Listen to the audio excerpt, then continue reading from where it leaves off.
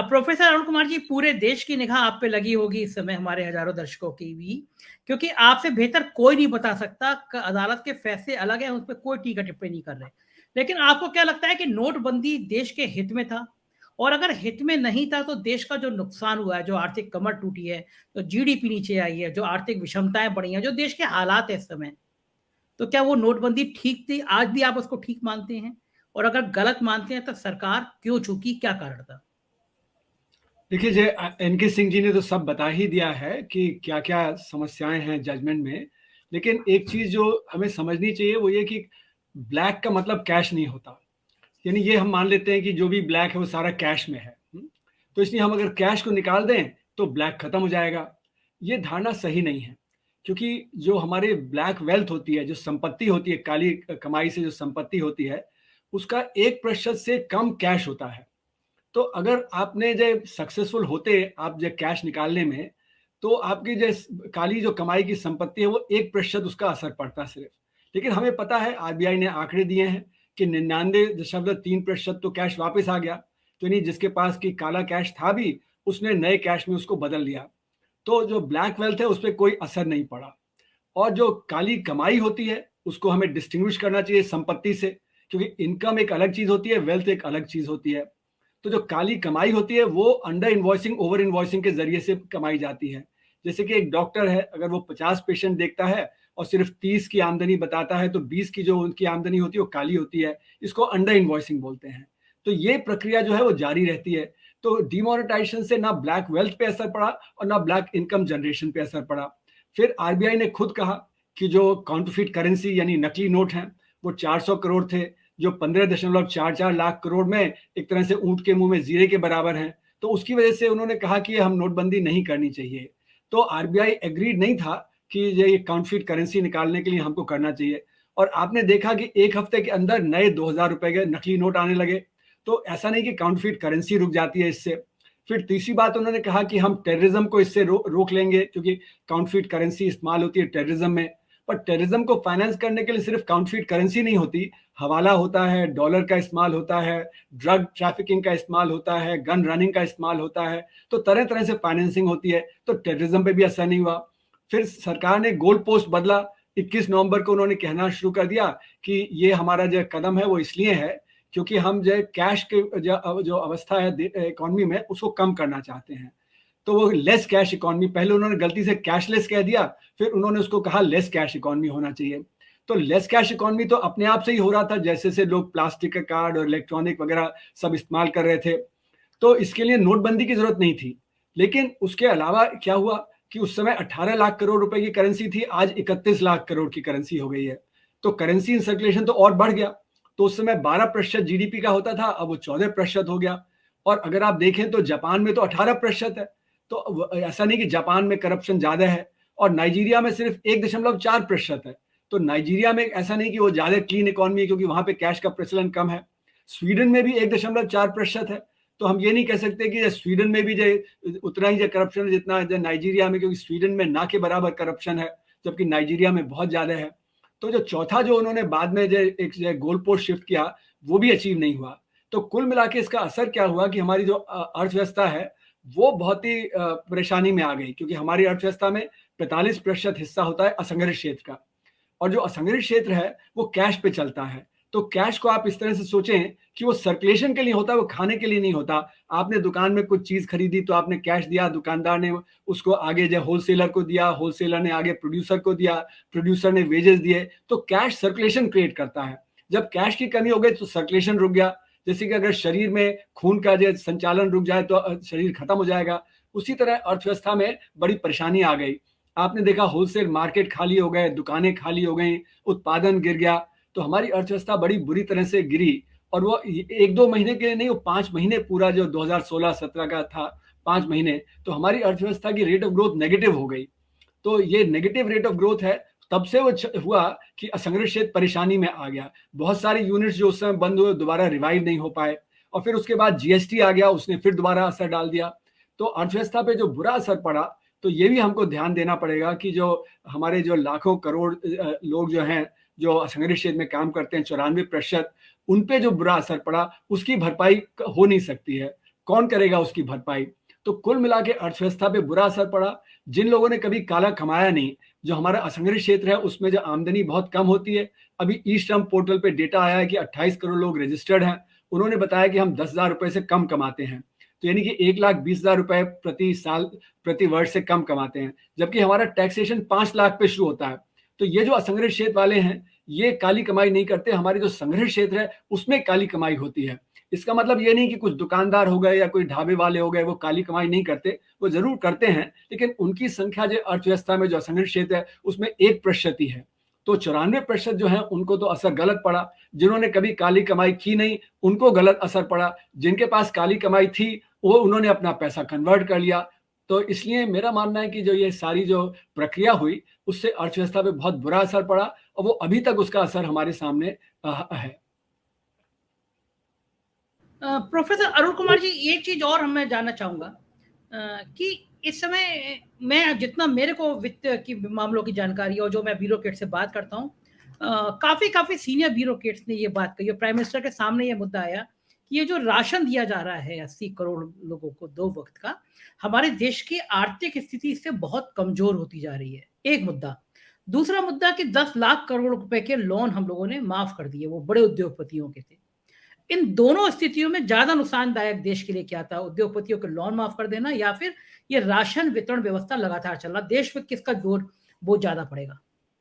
देखिए, जैसे मैंने कहा कि अभी आपके जो ई श्रम पोर्टल का डेटा आया है, तो 80 करोड़ लोग तो गरीब हैं। वो हो सकता है अति गरीब ना हो, क्योंकि जो हमारी वर्ल्ड बैंक की जो लाइन है, जो पॉवर्टी लाइन, उसको $1.90 से बढ़ा के $2.15 कर दिया है, यानी कि 176 रुपए प्रति व्यक्ति प्रतिदिन। अब उसको तो पीपीपी पे है, तो यानी कि आधा मान लीजिए, तो वो 13,000 रुपए पड़ती है। तो अगर 28 करोड़ लोग कह रहे हैं कि हम 10,000 रुपए से कम कमाते हैं और वो 13,000 रुपए से तो कम हुआ ही हुआ, तो इसके मतलब है कि इतने लोग तो गरीब हैं ही। तो गरीब के हाथ में पैसा देना या उनको जो राशन देना, वो मुझे लगता है कि एक सरकार की जरूरत है, क्योंकि नहीं तो वो देश में हाहाकार हो जाएगा। तो जो गरीब आदमी है उसको देना तो मुझे लगता है कि वाजिब है।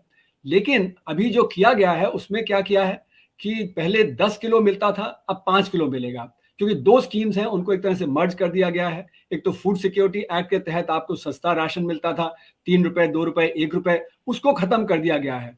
और जो यहाँ पे अभी पैंडेमिक के दौरान मुफ्त में दिया जा रहा था, वो अब एनएफएसए के अंदर दिया जाएगा। तो इसका मतलब है कि जो गरीब आदमी है उसको पहले 3.9 किलो खरीदना पड़ता था बाजार से प्रति व्यक्ति, अब उसको 8.9 किलो खरीदना पड़ेगा, यानी कि उसके ऊपर भार 500 रुपए का प्रति परिवार बढ़ जाएगा। तो यानी कि गरीबी और बढ़ जाएगी इसके चलते हुए। उधर जो आपने कहा 10 लाख करोड़ रुपए का जो उन्होंने लोन माफ किया है, तो वो किस वजह से हुआ है? क्योंकि क्रोनी कैपिटलिज्म हमारे देश में बहुत ज्यादा है। वहां पे जो लोन दिया जाता है बैंकों के जरिए, उसमें जो ड्यू डिलिजेंस होना चाहिए, जो मतलब तहकीकात करके दिया जाना चाहिए, वो नहीं होता, क्योंकि हमारा जो बैंकिंग डिवीजन है वो कंट्रोल करता है पब्लिक सेक्टर बैंक्स को। वहां पे चेयरमैन होते हैं, मैनेजिंग डायरेक्टर होते हैं, उन पे दबाव आता है तो वो जो है सैंक्शन कर देते हैं लोन। तो ये जो 10 लाख करोड़ रुपए गया है, ये तो एक तरह से साठगांठ से गया है। जो पैसा 2 लाख करोड़ रुपए जाएगा ये जो फ्री राशन देने में, ये तो आप समझिए कि एक जरूरत है देश के लिए, क्योंकि गरीब आदमी के हाथ में पैसा होना जरूरी है, नहीं तो हाहाकार हो जाएगा। अरुण कुमार जी, ये जो 2 लाख करोड़ है, इस योजना को जैसे 1 साल के लिए बढ़ा दिया गया है, देश की जो आर्थिक स्थिति है वो कितना इसको और सहन कर पाने की स्थिति में कितना और बढ़ाया जाएगा? कोई तो दिन ऐसा आएगा कि हमें ये 80 करोड़ बहुत बड़ी आबादी है, इसको इसको आत्मनिर्भर बनाना ही पड़ेगा। आपको क्या लगता है कितने टाइम तक हम इसको और दे सकते हैं? देखिए, जब तक हम रोजगार को तेज नहीं करते हैं तब तक ये स्थिति बिगड़ी रहेगी। अभी हम लोगों ने एक रिपोर्ट निकाली है एम्प्लॉयमेंट अनएम्प्लॉयमेंट पे, 11 अक्टूबर को रिलीज किया। उसमें हमने दिखाया कि 30.4 करोड़ लोग के पास तो सही काम है, पूरा काम है, लेकिन 27.8 करोड़ हैं जिनके पास सही काम नहीं है। या तो उन्होंने काम ढूंढना बंद कर दिया है, वो 19 करोड़ लोग हैं, या डिस्गाइज अनएम्प्लॉयमेंट है कृषि में, जहां पे वो खेत पे जाते हैं लेकिन वो काम नहीं करते हैं, उससे कोई प्रोडक्टिविटी नहीं बढ़ती।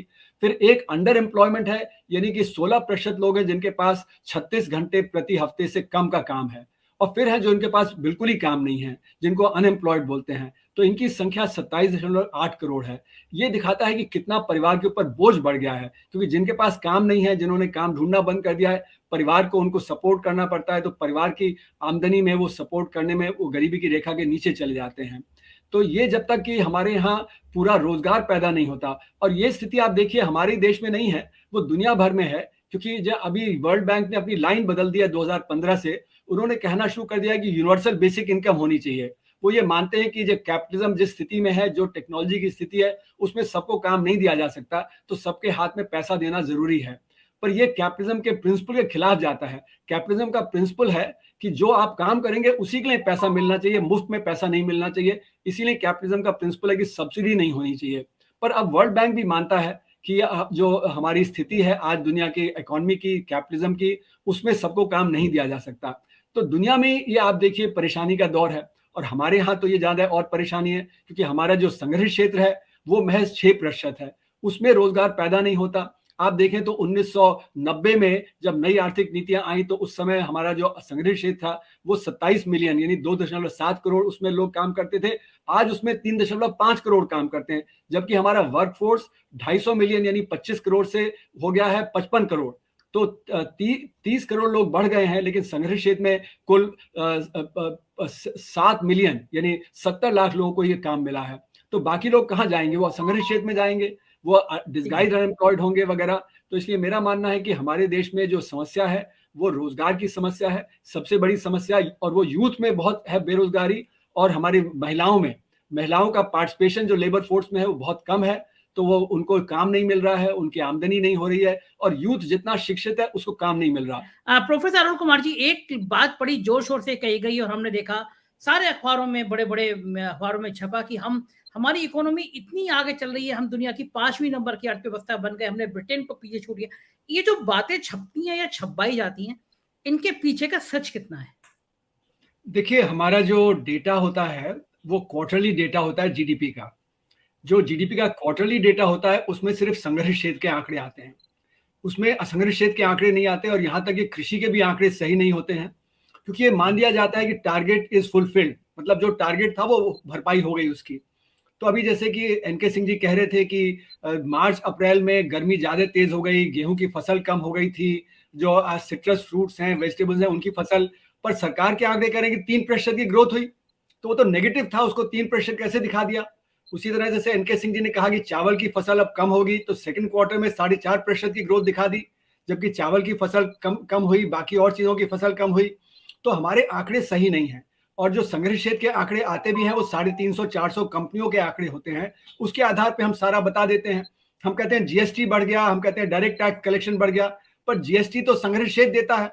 जैसे अरुण जेटली जी ने कहा कि 5% यूनिट 95% जीएसटी देते हैं, और 95% यूनिट 5% देते हैं। तो जो जीएसटी बढ़ रहा है वो संग्रहित क्षेत्र का बढ़ रहा है। जो कॉर्पोरेट टैक्स कलेक्शन है, जो इनकम टैक्स कलेक्शन, वो जैसे प्रधानमंत्री ने कहा कि इफेक्टिव टैक्स पेयर तो 15 मिलियन है, हालांकि 7 करोड़ लोग हैं वो फाइल कर रहे हैं रिटर्न, पर इफेक्टिवली तो सिर्फ 1.5 करोड़ लोग ही टैक्स दे रहे हैं। तो ये जो ग्रोथ है वो ऑर्गेनाइज सेक्टर की ग्रोथ है, अनऑर्गेनाइज सेक्टर की जो गिरावट है वो तो आती नहीं आंकड़ों में। और हमारा IMF वर्ल्ड बैंक भी जो है वो सरकार के आंकड़े लेता है, और जब सरकार के आंकड़े लेता है तो वही गलती उनके आंकड़ों में भी होती है। तो इसलिए मेरा मानना है कि जो हमारा अभी जो रेट ऑफ ग्रोथ है वो 7 या 6% नहीं है, वो 0 या -1% है, अगर आप असंगठित क्षेत्र को जोड़ लें। तो आंकड़े ही गलत हैं। तो इसलिए जब ये आंकड़े गलत होंगे, तो जैसे एनके सिंह जी ने सही कहा, मॉल में आपको भीड़ दिखेगी, शिमला में भीड़ दिखेगी, कारों की बिक्री ज्यादा हो रही है, हवाई जहाज की ट्रैवल ज्यादा हो रहा है। तो ये कोई असंगठित क्षेत्र वाला थोड़ी ना कर रहा है। जो गरीब आदमी है वो ना कार खरीद रहा है, ना मॉल में जा रहा है, ना हवाई जहाज से उड़ रहा है। तो असंगठित क्षेत्र के जो हालात हैं वो बहुत बुरे हैं, वो हमारे आंकड़ों में नहीं आते हैं। तो हमें दोबारा उसको री करना पड़ेगा कैलकुलेट। और मैं कह रहा हूँ नोटबंदी के बाद जब अर्थव्यवस्था को शॉक लगा, जीएसटी का शॉक लगा, तो हमें अपनी मेथडोलॉजी बदलनी पड़ेगी जीडीपी को कैलकुलेट करने की। और इसलिए मेरा मानना है कि हम ब्रिटेन से आगे नहीं गए हैं, हम एक्चुअली पीछे चले गए हैं। तो हम 5वीं नहीं, हम 7वें पायदान पे आ गए हैं।